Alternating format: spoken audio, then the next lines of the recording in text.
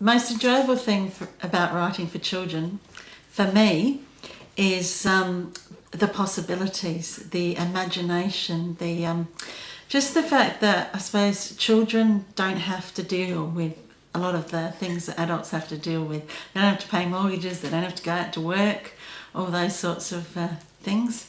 So I prefer actually being a child. I love the child's world. I love the imagination that children have, the make-believe. I guess in a way I just don't want to be an adult.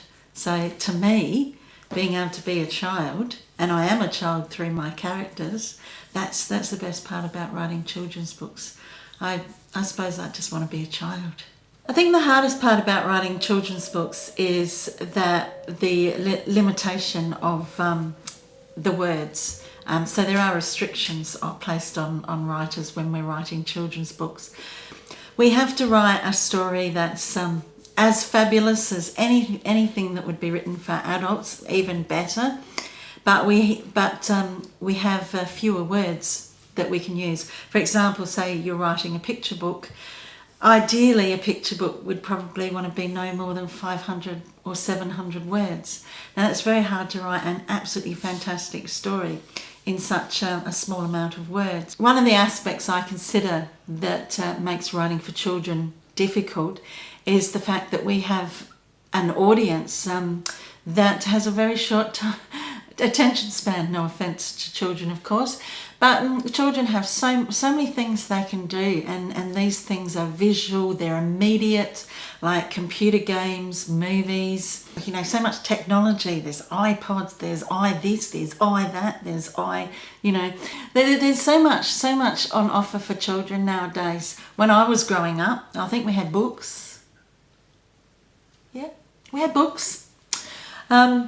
But we didn't have the options when I was growing up that kids have nowadays. So we really have to write absolutely fantastic, brilliant, wonderful, exceptional children's books. So there's a lot of pressure on trying to compete with all the options children have nowadays. My typical day starts with a cup of tea. So I download my emails just to make sure there's nothing that, no emergencies, nothing I have to immediately deal with. Once I'm happy that my emails are downloaded and I can get on with my writing, then I go immediately into my writing. That's my routine, is to, once I start writing, is to work till about 1 or 2 o'clock. Depends on sort of how I'm going. I tend to stop somewhere between 1 and 2 o'clock for a couple of reasons. I start to get tired because I've been working from 9 through to 1 or 2 o'clock. I don't really stop for lunch. I stop to eat, but I don't stop and rest. I have students' homework, feedback to offer the students. And of course, there's that other wonderful thing writers have to do nowadays, and that's the promotion. So I have to look at, what can I do about promoting myself? I need to get out there and do other things. So unfortunately, nowadays writers can't just write. But that's pretty much a typical day for me. If I worked 8 hours a day on trying to keep up on all the information that's out there on the publishing industry, I still couldn't do it.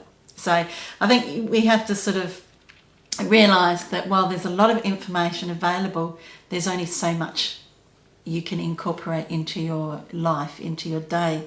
I subscribe to e-zines, I subscribe to websites. I'm a member of the Australian Society of Authors and the Australian Publishers Association. So I do have access to the information. Sometimes it takes me a while to actually get to reading it because there are just so many things to do. It's not possible to keep up with everything. You have to try and keep up with some.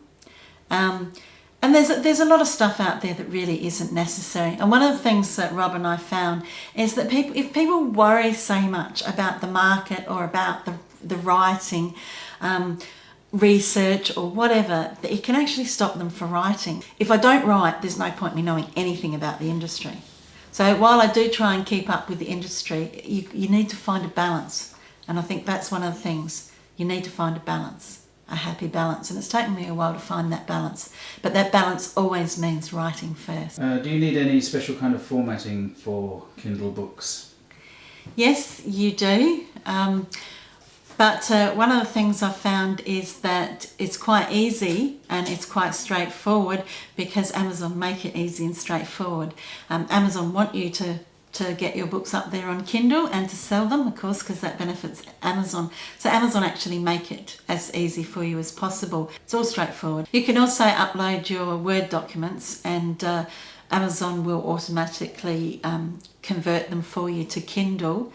One of the reasons I actually do it myself is because you have absolute control over it then, and you can make it look a certain way. I prefer to do it myself because it's easy to do rather than allow Amazon to choose the formatting for me. But it's up to you. You can get Amazon to format it for you. Yes, you can upload your own cover to Kindle. The covers I use on my books that are on Amazon Kindle at the moment are all made by the fabulous Robyn Parnell. He's fabulous at making covers, amongst other fabulous things he does. The fees involved in having a book on Amazon Kindle are pretty much the same as a publisher-author relationship. You get a royalty split. Amazon will offer you, say for example, 70% and Amazon will keep 30%. So it's a similar arrangement as you would have with a publisher. It is essential nowadays to self-market your work. See? No. But yes, it is essential nowadays to self-market your work.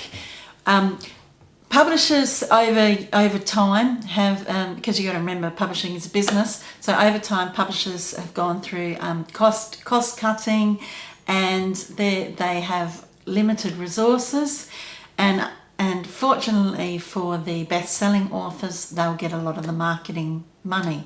So it's up to the rest of us to really do as much as we can. And we need to make ourselves attractive to publishers. Publishers get so many submissions. They have so many authors they can deal with. So we need to make ourselves attractive to the publishers and also to the readers. So that's just one of the necessities in life, is to be able to market and promote your work. Now look at these good books. You can't live without these books. Just an example of marketing. Okay, a bad example, but